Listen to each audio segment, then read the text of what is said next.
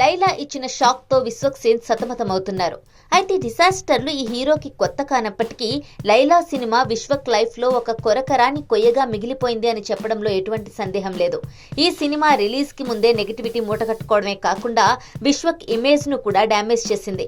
ఈ హీరో ప్రతి సినిమాకి ముందు కాంట్రవర్సీలతో హల్చల్ చేసినప్పటికీ లైలా విషయంలో తన ప్రమేయం లేకుండానే విమర్శల పాలయ్యాడు. అయితే ఎటువంటి విమర్శలనైనా పెద్దగా పట్టించుకోని విశ్వక్ లైలా విషయంలో మాత్రం తన తప్పు లేకున్నా ఒక మెట్టు దిగి మీడియా వేదికగా క్షమాపణలు చెప్పారు. అయితే సినిమాలో కంటెంట్ లేకపోతే ఎవరెంత తగ్గినా ఫలితాలు మారవు అని ప్రూవ్ చేసింది లైలా. విశ్వక్ ప్రస్తుతం సరైన హిట్ లేక సతమతమవుతున్నారు.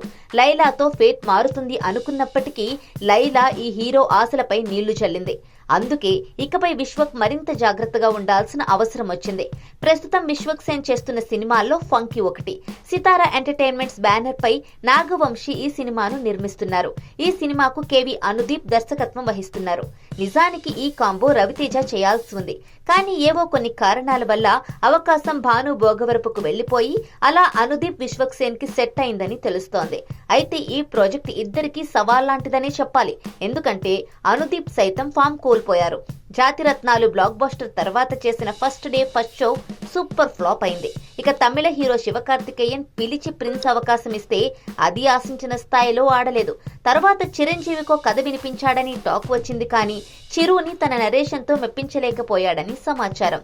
సో ఫంకీతో కనుక ప్రూవ్ చేసుకుంటే మళ్లీ ఆఫర్లు క్యూ కట్టే అవకాశం ఉంటుంది. ముఖ్యంగా స్టార్ హీరోలతో జట్టు కట్టాలంటే ఓ రేంజ్ కంబ్యాక్ ఇవ్వాల్సిందే. ఇక విశ్వక్సేన్ తన మీద వచ్చిన నెగిటివిటీకి మొదటి సమాధానం ఇవ్వాల్సింది ఫంకీతోనే. అనుదీప్ కామెడీ టైమింగ్ ని గనక కరెక్ట్ గా పండించి కంటెంట్ గనక బాగుంటే ఆడియన్స్ ఖచ్చితంగా ఫంకీని ఆదరిస్తారు.